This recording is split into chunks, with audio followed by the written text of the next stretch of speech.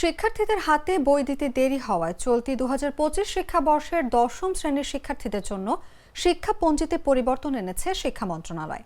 সংশোধিত শিক্ষাপঞ্জি অনুযায়ী ২০২৬ সালে যারা এসএসসি পরীক্ষা দেবে তাদের প্রাক নির্বাচনী ও নির্বাচনী পরীক্ষার তারিখ পেছানো হয়েছে। আগামী ২৪ জুন থেকে দশম শ্রেণীর শিক্ষার্থীদের প্রাক নির্বাচনী পরীক্ষা শুরু হওয়ার কথা থাকলেও তা শুরু হবে ১ সেপ্টেম্বর। আর ১৬ অক্টোবর থেকে অনুষ্ঠেয় নির্বাচনী পরীক্ষা পিছিয়ে ২৭ নভেম্বর শুরুর ঘোষণা দেওয়া হয়েছে। মঙ্গলবার সংশোধিত এই শিক্ষাপঞ্জি প্রকাশ করেছে শিক্ষা মন্ত্রণালয়ের মাধ্যমিক ও উচ্চ শিক্ষা বিভাগ। এতে সই করেছেন সরকারি মাধ্যমিক শাখার উপসচিব রহিমা আক্তার। এদিকে ষষ্ঠ থেকে নবম শ্রেণীর শিক্ষার্থীদের অর্ধবার্ষিক ও বার্ষিক পরীক্ষার সময় অপরিবর্তিত থাকছে। ২৪ জুন থেকে ১০ জুলাই পর্যন্ত অনুষ্ঠেয় অর্ধবার্ষিক পরীক্ষার ফল প্রকাশ হবে ২৭ জুলাই। বার্ষিক পরীক্ষা ২০ নভেম্বর থেকে শুরু হয়ে চলবে ৭ ডিসেম্বর পর্যন্ত।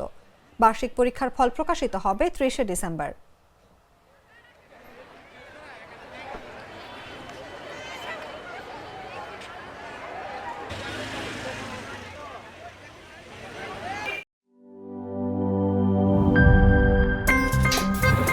আমার একটা স্মার্ট সিদ্ধান্তে 25% গ্যাসের খরচ কমেছে। ভাবছেন কিভাবে?